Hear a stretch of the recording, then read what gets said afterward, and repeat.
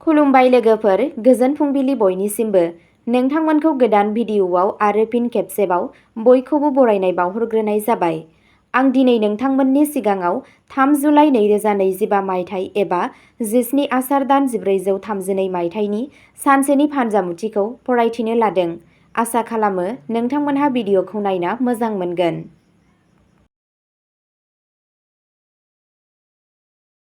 मेष राशि।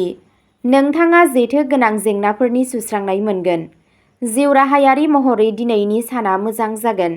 जायफोरा खामानियाव दं बिसोर माबा मोनसे मोजां खौरां मोननो हागौ। नोंथाङा नोंथांनि सानस्रिफोरखौ गुबुनफोरनो दाजाब दानख'यै दिन्थिनो हागोन। आनजाद एबा बादायलायनायनि गेजेरजों साख्रि नागिरग्रा एबा गावसोरनि फालांगि जागायनो लुबैग्राफोरा गावसोरनि नाजानायाव जाफुंसार मोनगोन। फालांगि फेहेरनायनि मोनसे बिथांखि बानायनाय जागोन। नोंथाङा नोंथांनि बावसोमनाय आरो गोब्राब नाजानायजों गुबुनफोरनिफ्राय सिगांसिन थागोन। नखरारि जिउआ गोरोबलायनाय जागोन। नोंथांनि दिनैनि खाफालगोनां दिगआ जादों खोला सोनाब, खाफालगोनां अनजिमाया जादों 5 आरो खाफालगोनां गाबआ जादों हाथफ्ला गाब। वृषभ राशि। दिनै नों हरखाबै बबेनिफ्रायबा रां मोनगोन। नोंथांनि रांखान्थियारि थासारिया गोख्रों जागोन। दिनै नोंथाङा गोनांथि जानाय सोरखौबा मदद खालामगोन। नोंथाङा नखरनि खुसि मोनगोन। दिनै मोनसे गोदान लोगोआरि सोमोन्दो बानायनायनि आसा दं, जाय इयुनाव नोंथांनि थाखाय मुलाम्फा गोनां जागोन। बे राशिनि आरिमु फरायसाफोरनि थाखाय दिनैनि साना जोबोद मोजां।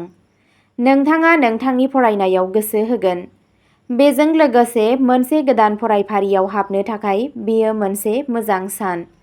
जाफुंसारनाया थारैनो फैगोन। नोंथांनि खामानिनि जायगायाव जौगानायजों लोगोसे राङारि मुलाम्फा जागोन। बेयो मोजां मोनलायनाय लोगोरिफोरनि थाखाय मोनसे मोजां सान। सासे ब्राह्मणनो हानि बर्तन दान हो। नोंनि धोना बांगोन। नोंथांनि दिनैनि खाफालगोनां दिगआ जादों सानजा, खाफालगोनां अनजिमाया जादों 9 आरो खाफालगोनां गाबआ जादों गोजा गाब। मिथुन राशि। रांखान्थियारि मुलाम्फा जानो हागौ। गोबाव समसिम सोलिनाय खामानिनिफ्राय नोंथाङा मुलाम्फा मोनगोन। दिनै गोबां गोसो बोनो हानाय सानस्रि आरो सानथांखिफोर बानायनो हायो। हाबा जायै सुबुंफोराबो रादाय खानो हागौ। नोंथाङा नोंथांनि हाबाफोरखौ मेलेमजों मावफुंनो हायो। दिनै नों गावखौ फोरमान खालामगोन। लोगोफोर आरो नखरनिफ्राय मदद मोननायनि खाबु दं। दिनै नोंथाङा माबा मोनसे मोजां खौरांबो मोननो हागौ, जाय नोंथांखौ खुसि खालामगोन। बे सानखौ साख्रि गैजायै सुबुंफोरनि थाखाय मोजां होनना मानिनो हायो। नोंथांनि दिनैनि खाफालगोनां दिगआ जादों सानजा, खाफालगोनां अनजिमाया जादों 3 आरो खाफालगोनां गाबआ जादों गोमो गाब। कर्क राशि। जुदि नोंथाङा दिनै नोंथांनि थिरांथाफोरखौ गावनि सिनायथिफोरनि सायाव जाबसिननो नाजायो, अब्ला नोंथाङा नोंथांनि मुलाम्फाखौल' खहा खालामगोन। जुदि नोंथाङा हा आरजिनायनि बाथ्रा सान्दों, अब्ला बे साना मोजां जागोन। सिगांनि कम्पानिनिफ्राय नोंथांनि रोंमोनदांथिया मावख'आव मोनसे गोनांथार खामानिखौ फोजोबनायाव खामानियाव फैनो हागौ। बे जाथावना दि नोंथाङा गुबुननि सायाव बांसिन खर्सा खालामगोन। गहेनानि फालांगिजों लोब्बा थानाय सुबुंफोरनि थाखाय दिनैनि साना बांसिन मुलाम्फानि सान। नोंथांनि दिनैनि खाफालगोनां दिगआ जादों सानजा, खाफालगोनां अनजिमाया जादों 7 आरो खाफालगोनां गाबआ जादों रेजें गोमो गाब। सिंह राशि। दिनै नोंथांनि थाखाय गोदान खाबु लाबोनो हागौ। नोंथाङा गोहो मोनगोन। नोंथांनि थिरांथा लानो हानाय गोहोआ बांगोन। नखरारि जिउआव जेंनाफोर जानो हागौ, नाथाय जोबनायाव सिगांनि गासैबो नांलायनायफोरा सुस्रांजागोन। मावख'आव बयजोंबो मोनसे गोजोन आबहावा लाखि। नाङै बाथ्रा दान्थेलायनायनिफ्राय गोजानाव था आरो गावनि थांखिफोराव गोसो हो। रमान्टिक सोमोन्दोआव बांद्राय आरो सन्देह खालामजानायनिफ्राय गोजानाव था, नङाब्ला माखासे गोरोबलायै जानो हागौ। गावनि जिउ लोगोरिनो अननाय आरो मान मोन्नैबो हो। नोंथांनि दिनैनि खाफालगोनां दिगआ जादों खोला, खाफालगोनां अनजिमाया जादों 6 आरो खाफालगोनां गाबआ जादों गोथां गाब। कन्या राशि। दिनै नोंथाङा सान्नाय हाबाफोरा आबुं जागोन। बे राशिनि उन्दै गथ'फोरा दिनै फरायनायाव बांसिन गोसो होगोन, जाय बिमा-बिफाखौ जोबोद खुसि खालामगोन।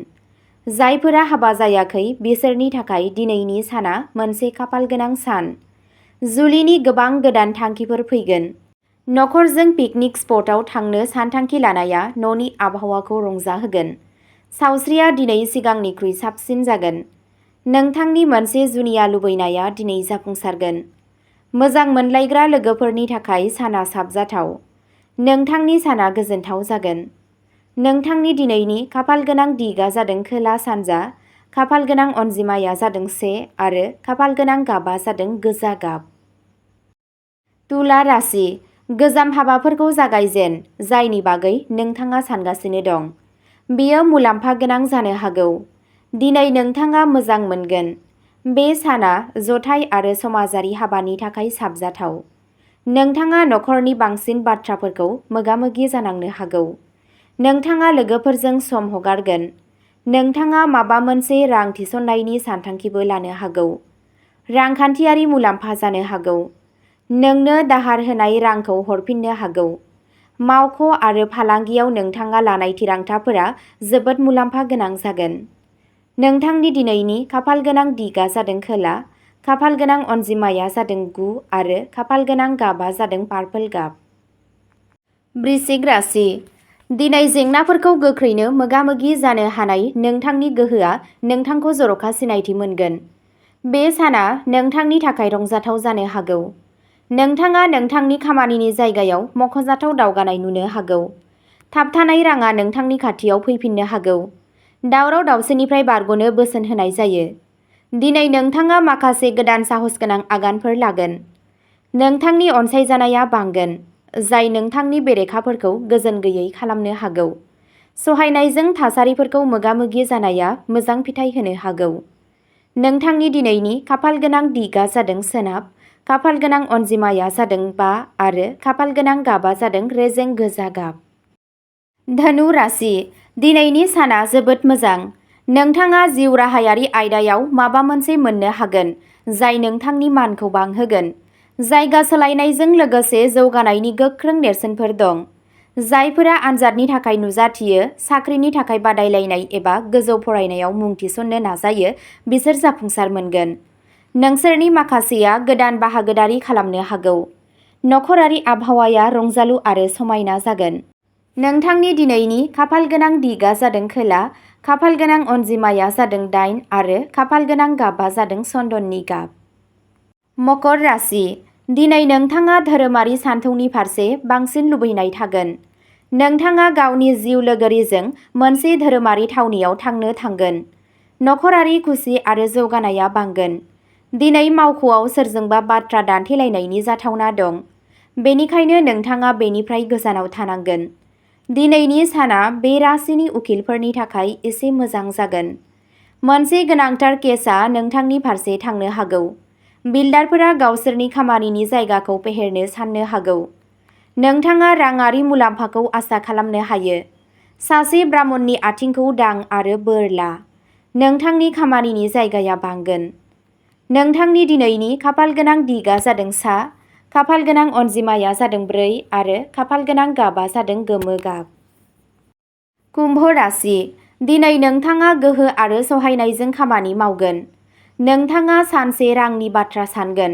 हा आरो सम्पथिनि लेनदेननिफ्राय राङारि मुलाम्फाबो मोननो हागौ। जुदि नोंथाङा माबा मोनसे गोदान जागायनो सानथांखि लादों, अब्ला नोंथाङा माखासे उफ्रा खामानिफोरजों मोगा-मोगि जानो हागौ। सानफ्रोमबोनि खामानिफोरा गोनांथि लागोन। दान्दिसे समनि गेजेरावनो गासैबो मोजां जालांगोन। गोसो हमथा। नोंथाङा मावख'आव नोंथांनि दावगानायनि सायाव रिफिगोन। सिगांथिं दावगालांनो थाखाय नोंथाङा माबा मोनसे गोदान सोलोंनांगोन। सावस्रि आयदाफोराव नोंथांनि जिंगाया खम जागोन। नोंथांनि दिनैनि खाफालगोनां दिगआ जादों खोला, खाफालगोनां अनजिमाया जादों 1 आरो खाफालगोनां गाबआ जादों रेजें गोथां गाब। मीन राशि, दिनै नोंथांनि खाथि-खालानि सुबुंफोरा बायदि बायदि आयदायाव नोंथांनि बोसोन लानो हागौ। साना नोंथांनि थाखाय साबजाथाव जानो हागौ। आरिमुनि बेलायाव नोंथाङा गोबां मोननो हागौ। गोदान जाथावनाफोरा जाखांबोगासिनो दं। राजखान्थियारि जेंनाफोरा नोंथांनि थाखाय सुस्रांजानो हागौ। नोंथाङा गुबुनखौ मदद खालामनो खाबु मोननो हागौ। गाज्रि जिंगाया नोंथांनि थुलुंगानायखौ खम खालामनो हागौ। नखरनि सासे सोद्रोमानि हरखाब लोमजानायनि जाहोनाव नोंथाङा एसे दुखु मोननो हागौ। नोंथांनि दिनैनि खाफालगोनां दिगआ जादों सानजा, खाफालगोनां अनजिमाया जादों 7 आरो खाफालगोनां गाबआ जादों गोथां गाब। अब्ला दिनैनि भिडिअ'आ एसेनोसै। नोंथांमोनहा जुदि सानफ्रोमबो फुंबिलि समाव बेबादि फानजामुथि नायनानै मोजां मोनोब्ला सानफ्रोमबोनि फानजामुथिनि आपडेट मोननो थाखाय चेनेलखौ साबस्क्राइब खालामनानै लादो आरो भिडिअ'खौ मोजां मोनदोंब्ला अन्नानै लाइक, शेयार आरो कमेन्टबो खालामनानै होलांब्लानो जाबाय। गोजोन्थों।